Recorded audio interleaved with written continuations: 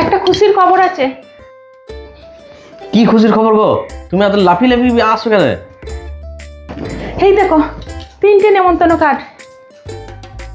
আরে বাহ, এ তো ভালো খুশির খবর।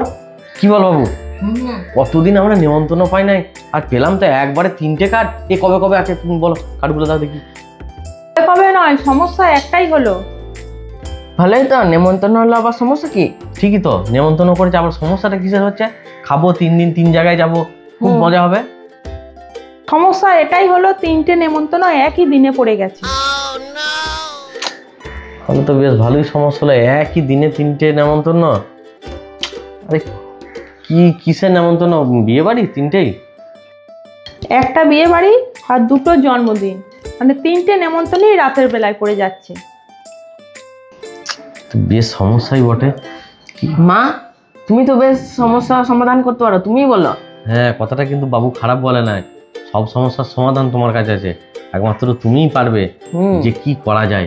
3টে বাড়িতে কি করে কি হয়, 3 জনা নয় 3টে বাড়িতে চলে গেলাম।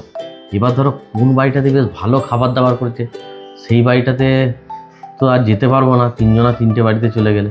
তুমি একটু ভাবো, তুই মাথায় ঢুকছে না। দাঁড়াও, আমি সমস্যার সমাধান করছি।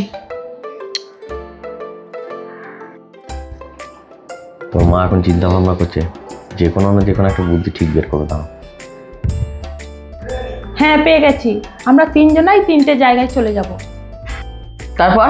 হ্যাঁ, তারপর কি হবে? 3টে বাড়িতে গিয়ে খেতে বসার আগে মেনু কার্ডটা দেখে নেবো। 3 জনের কাছেই 3টে মোবাইল থাকবে।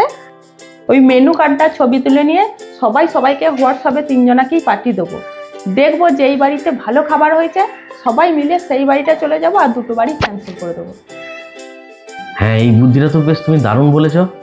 বললাম না বাবা, মা ঠিক বুদ্ধি বার করে নেবে। হ্যাঁ, তোর মায়ের বুদ্ধি আছে।